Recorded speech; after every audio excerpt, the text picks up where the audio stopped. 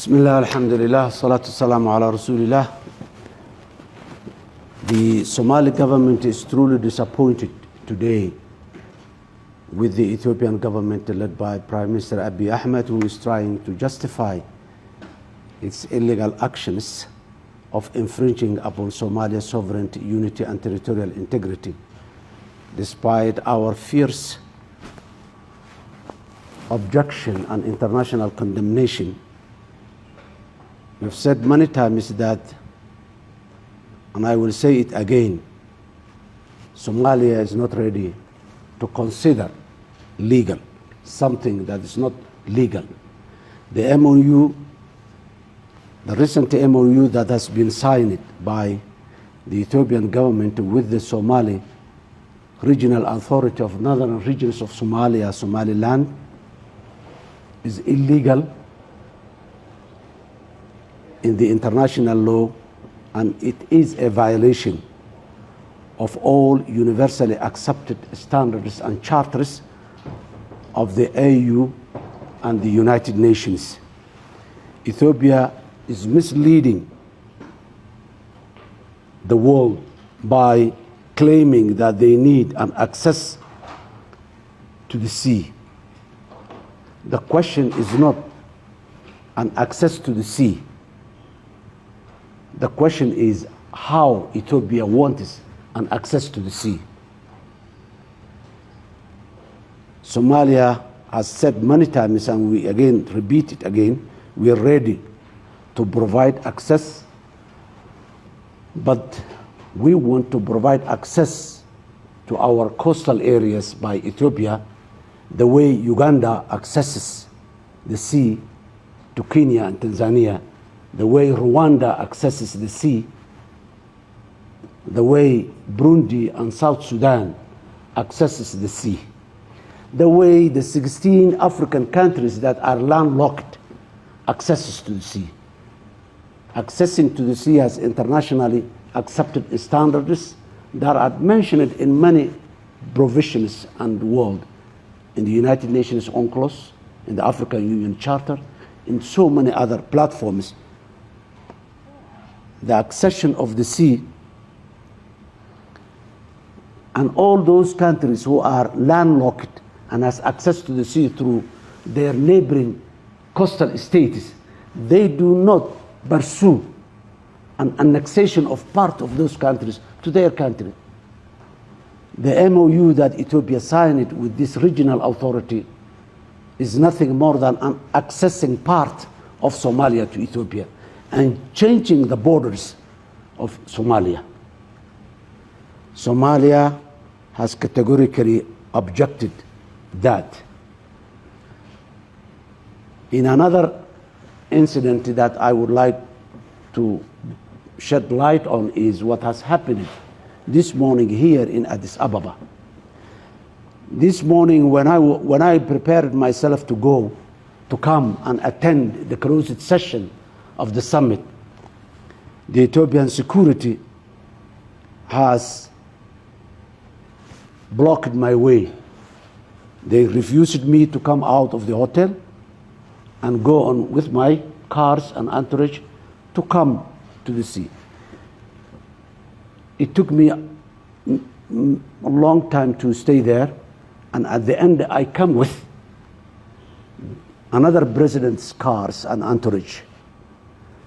And when we came to the African Union headquarters again, the two presidents of us, the president of the Republic of Djibouti and myself, again we were blocked to enter the African Union headquarters. Soldiers with a gun stood in front of us and denied an access to this facility.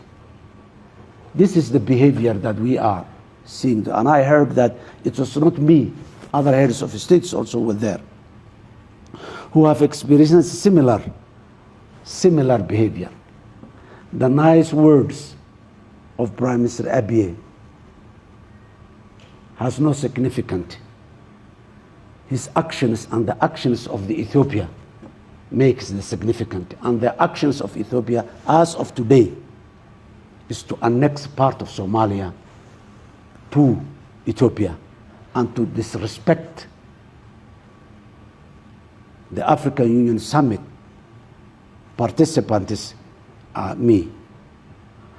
So the question is now, how Africa can be seen as an emerging power by being part of the G20 and many other forums, when some members of the African Union, of the African continent, are not respecting the very principles that the African Union has established in its founding. Somalia, as a founding member of the African Union, we do not deserve that treatment from the country that hosts the African Union.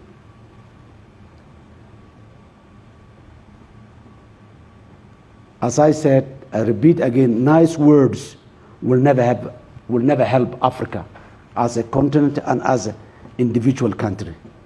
And seeking an individual hegemony by one country in Africa will not help that country and in Africa, particularly using the nice face of the African continent. Would like to loudly say to our African Union brothers, the behavior of Ethiopia is not an acceptable one, that it's compatible with the 21st century. I thank you.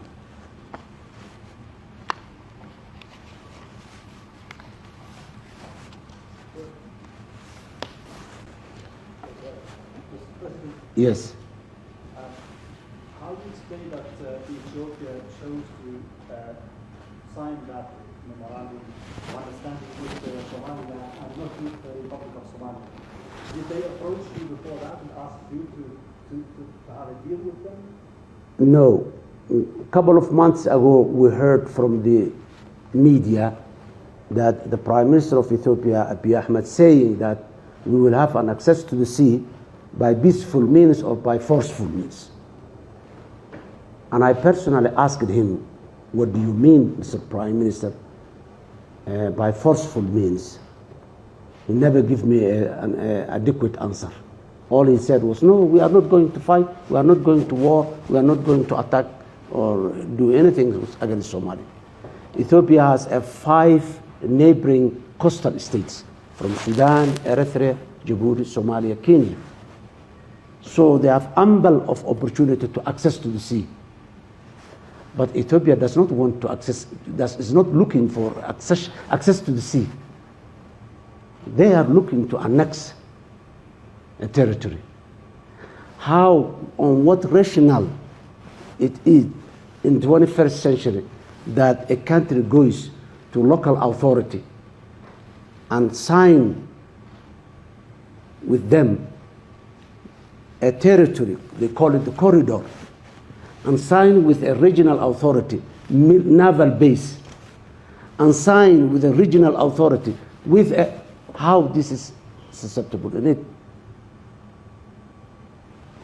The intention, the wording of Ethiopia and the intention of Ethiopia are quite different. I would like to emphasize and say it again and again. Ethiopia wants to annex part of Somalia. What is the course of action that Somalia is intending to take now that you say the African Union is not really very supportive, or is it supportive? This is are on your side? No, this is not the first time. Look, first of all, by doing that, all over the world, the African Union, the IGAD regional country, the United Nations, the Arab League, all of individual countries, all of them denounced the action of Ethiopia as illegitimate and illegal. This is a public, it has been there. We've had an emergency meeting of IGAD in Kampala. The Prime Minister of Ethiopia refused to attend that meeting. So it is there on the record. And we, Somalia, have been, this is not the first time we have a dispute with a neighboring country. We have a dispute with Kenya. We negotiated when we were unable to understand the best civilized manner that the modern states to deal was to go to the International Court of Justice. We went there, and the International Court of Justice made a verdict on our conflict, and we agreed, and it's done. We never fight. Ethiopia has never signed it. Kenya has never signed an agreement with a local administration in Somalia. Never tried to infringe the sovereignty and the territorial integrity of Somalia. They claim that this is our territory and this is our territory. So borderline. This is not borderline. Going through Ethiopia, going through Somalia, hundreds of kilometers and reaching the sea, and from the sea all the way to Ethiopia. Finally, are you open to negotiations, and is there any effort being deployed here during this summit to create a kind of rapprochement or a meeting between you and the No, nothing tangible is there other than the words that Prime Minister Abiy said. As of now, I'm speaking to you, there are senior military officers in Somaliland preparing the ground for Ethiopia to go in. That's what's going on practically and in action terms inside Somalia. And that's what, and the nice words that the Ethiopian government is saying is that. So actions and the statements of Ethiopia is making, Ethiopia may go, send its forces to Somalia, as it did in the past, but the end has always been very clear. Whenever Ethiopia sends its force forcefully and illegally to Somalia, we know the consequences. And I don't think that Ethiopia was happy with those past consequences and will not be happy with it. This is our country. Even if it takes centuries, we will not concede or we will not accept what Ethiopia is doing. Yes? Mr. President, you just mentioned what Ethiopian Prime Minister said. Do you expect a war between Ethiopia and Somalia? No, Somalia has only one war, and that war is against Al-Shabaab.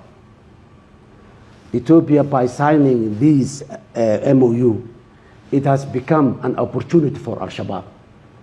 Al-Shabaab was in a position where the Somali community was not allowing to recruit new forces. Now, with this, Al-Shabaab has got a platform and a claim that they are going to defend Somalia. They are going to defend the territory of Somalia. And my government, they are blaming that this government cannot defend the territory. It has been provided. And since the last, since 1st January, when the MOU was signed, we're receiving a very reliable information and reports that Al-Shabaab has recruited 6,000 to 8,000 new recruits in that 1 month. So this is just taking the focus away from the regional, continental, and the global challenge of terrorism that we are fighting as a Somalia. The African Union is fighting for that. And the African Union was doing that fight with Somalia for the last 16 years. Yes, Ethiopia was part of the African Union, but that does not give them legitimacy to take part of Somalia. So Somalia has only one war to fight, and that war is with Al-Shabaab. No other war we have or we are intending to have, unless, unfortunately, we are compelled to do so.